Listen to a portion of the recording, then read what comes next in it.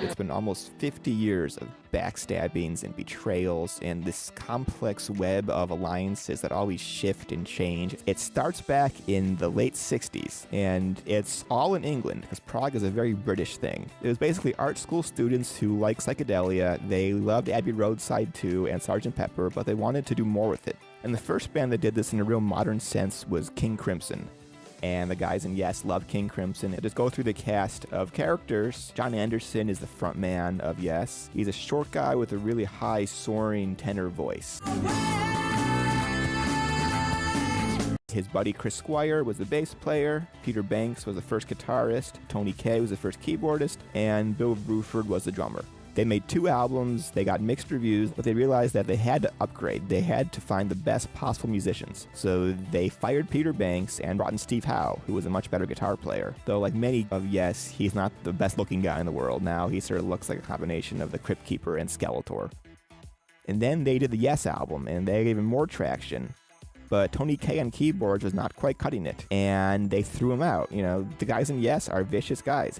Then they hired Rick Wakeman, who is the Prague king of the universe. He wears a cape. He's sort of the grand wizard of Prague. Before Yes, he was on Bowie albums. That's him playing piano on Life on Mars.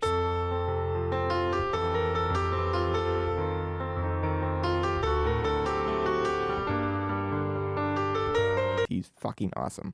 And this era is peak Yes. They made Fragile and Close to the Edge, which are arguably their 2 best albums. This is prog rock at its most epic and grand.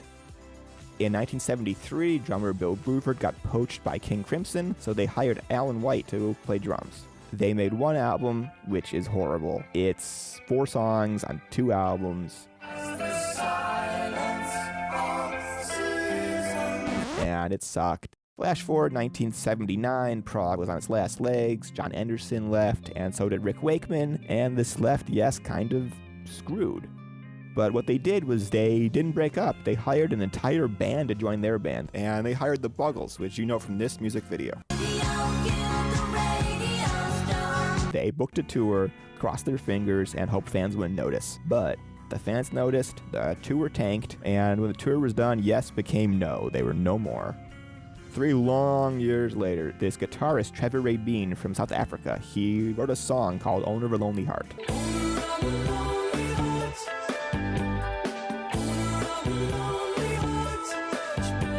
And he was going to start a new band called Cinema with Chris Squire, Alan White, and our old friend Tony Kaye. But the label said, hey, if that's 3/5 of Yes, we should just bring in John Anderson, who's a better singer anyway, and call it Yes. So they did it. They recorded Owner of a Lonely Heart with John singing. This was a very different sound than 70s Yes. It was poppy, it was fun, it was bombastic, it was a huge hit.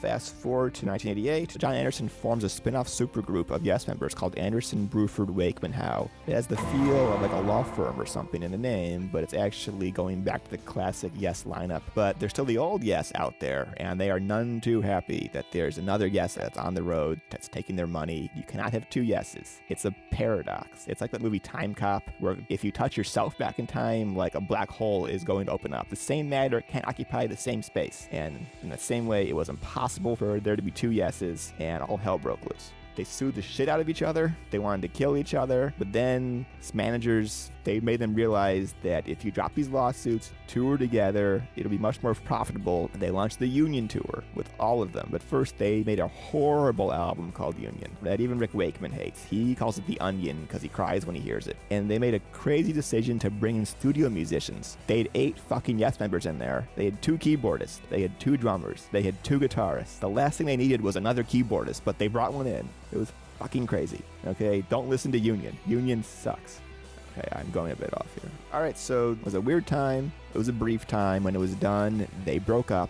In 1996, however, they got back together and decided, like, fuck it, let's just be a sheer nostalgia band. So once again, they brought back Rick Wakeman. They made an album called Keys to Ascension and just started to just play the oldies. But Rick Wakeman as he always does, quit yet again. I think he's left the band 5 separate times, which is a world record for bands. In 2002, he came back, and for 2 years, you had Yes on the summer shed circuit playing Close to the Edge over and over and over and over and over and over and over again. And they started to really fight. They started to hate each other. They were on 2 separate buses. These people, they don't like each other. In 2004, Yes just crumble like a bucket of shit once again. It couldn't have gotten worse. John got sick and he had to go disappear for 4 years and just like be at peace not being Yes anymore. But then in 2008 was a moment of hope and change when Obama ran, and then Yes came back. Yes! But this wasn't really Yes, because John Anderson was gone. They got so sick of waiting, they were like, fuck it. So they hired Benoit David. He's a French-Canadian guy from a Yes tribute band called Close to the Edge. Best day of his life is when Yes called him up. It's the dream of every tribute band singer. It's like a movie rock star, whose score was done by Trevor Rabin. Now, Yes wanted to seem authentic, so they hired Oliver Wakeman, and then eventually they fired him and brought back Jeff Downes. They toured for years and years and years. In 2015, tragedy struck Yes when Chris Squire, their great bass player, the heart of Yes, who was in every incarnation, died of cancer. It was the darkest day in Yes history.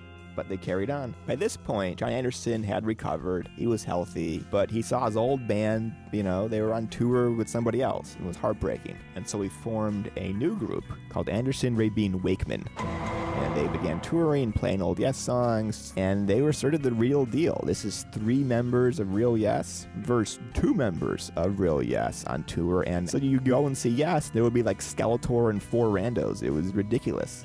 Like, what the fuck is this? Imagine buying a ticket to see Yes, and you're like, who the fuck is singing? Who the fuck is playing drums? Why is the dude from the Buggles on keyboards? And who the fuck is on bass? It was ridiculous. But finally, on April 7th, for one night, they're going to put aside all this bullshit, come together when they're finally inducted in the Rock and Roll Hall of Fame, way too late. Poor Chris is dead. He's not going to see it. But it's going to happen. There'll be another union. And Yes deserve it. They're the greatest band in prog history besides Genesis, who I love even more. But that's another story.